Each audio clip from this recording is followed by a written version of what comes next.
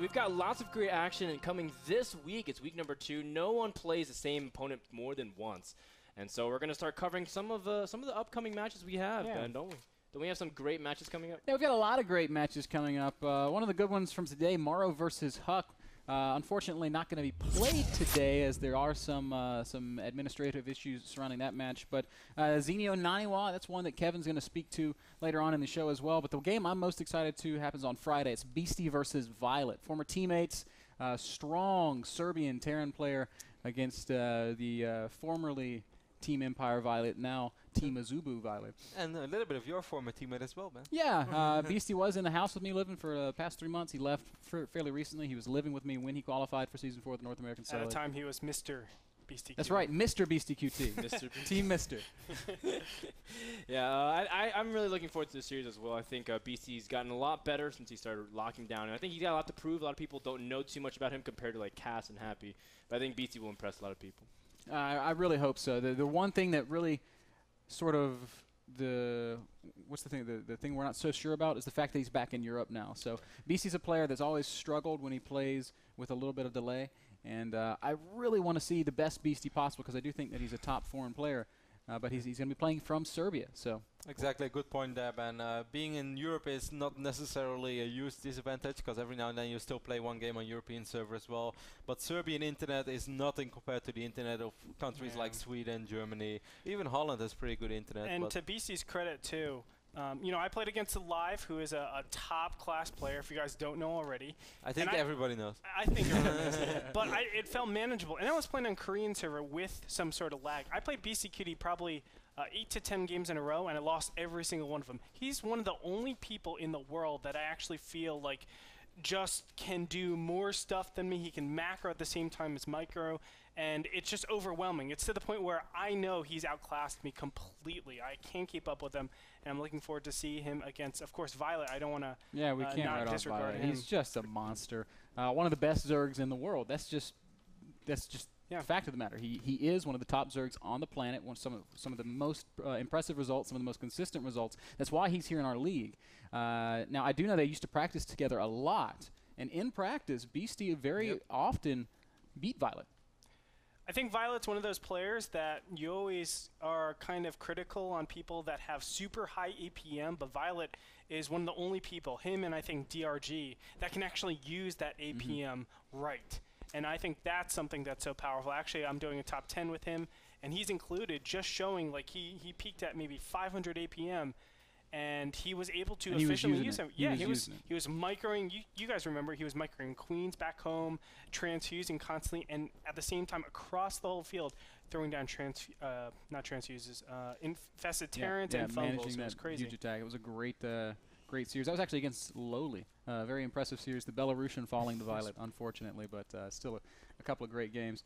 Last 2 games that I'm looking forward to this week are Thorzane Vibe and Stefano versus Demaga. Certainly Stefano versus Demaga, since these guys represent the best of the best when it comes to foreign ZVZ. Not just that, Ben, but I want to talk about Thorzane Vibe first, because that was our first match on this match sheet. Vibe just keeps on impressing people, and somehow I really feel that Vibe is one of those people who never gets the credit he ever deserves.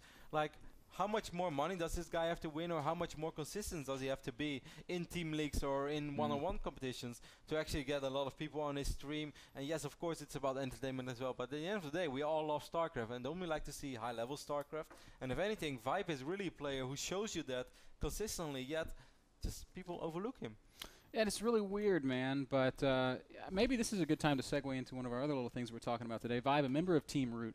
You're talking about how Vibe often gets overlooked. Well, NASL has noticed certainly Root and their players and the great strength that they have. I think they're one of the best teams. You're talking about me right now? Or? Kevin looked so proud when you were saying all that. He's like, yes. Why, yes, they are.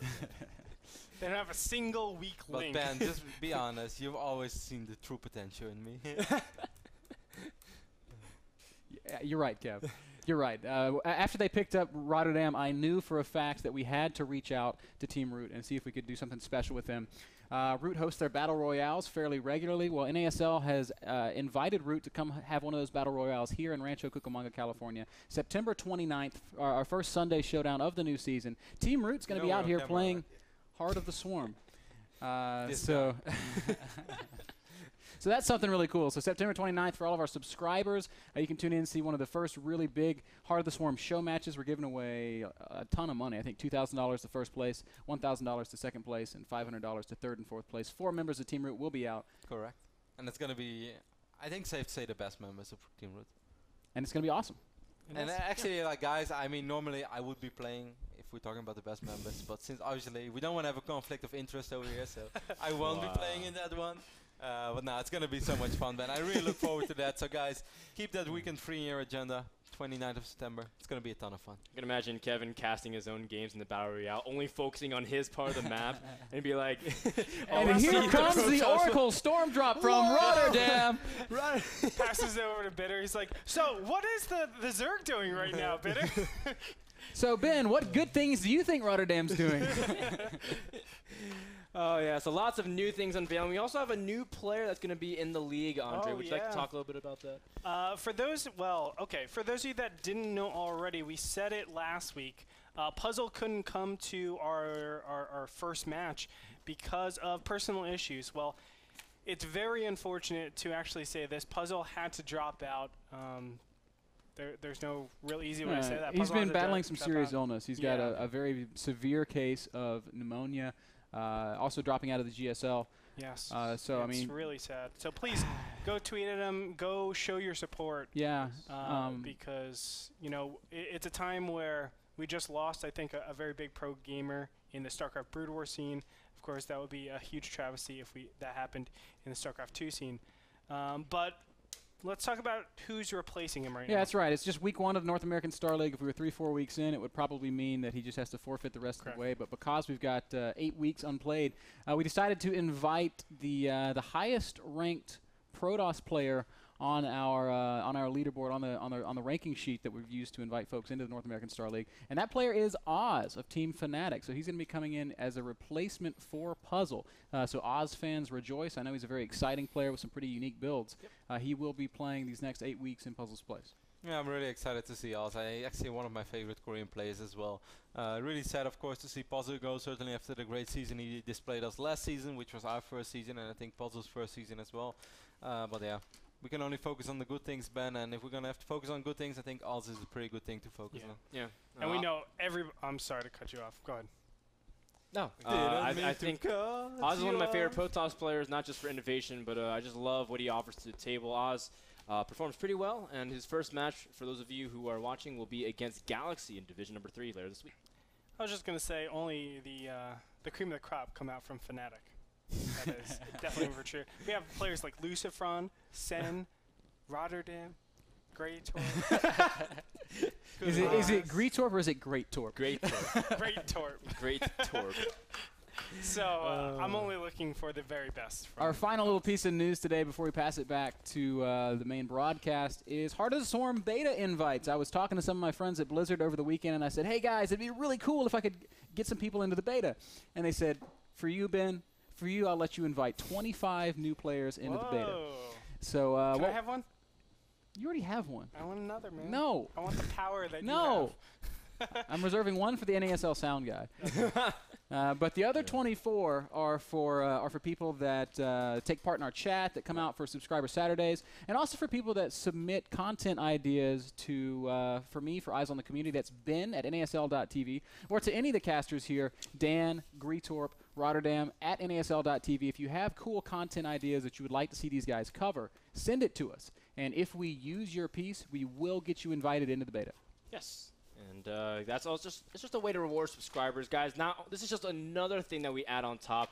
For those of you who are chatting, we also have new chat icons where you can have fun with us. What the hell, man? You guys are all smiling, and my little chat icon looks so pissed off. It's got the widow's peak and the very angry face. Get this. I told Johanna about it. Johanna's my girlfriend. I told Johanna about it, and she goes, oh, they got Mr. Bitter's receding forehead. I was like, wow, Johanna, so bien. So salty. It's okay, man. My face just looks like this big square. I look like a little Lego man. I have a very wide face in chat. But it's another thing for our subscribers to play with. If you guys have chat, my big square face. Go back to camera 1. And it's just another thing that we're offering. Subscriber Saturdays, like Ben said, exclusive content, like extended cuts of a lot of cool things, like the Fierce Fitness segment, which will air tomorrow. I'll bury my head so far underground. Episode 2 is There's extended versions of a lot of stuff that we do. We can't air the regular Fierce Fitness because our normal viewers would just pass out from the intensity. With all the leveling up and the final bosses, I can't keep up, bro. I can't keep up.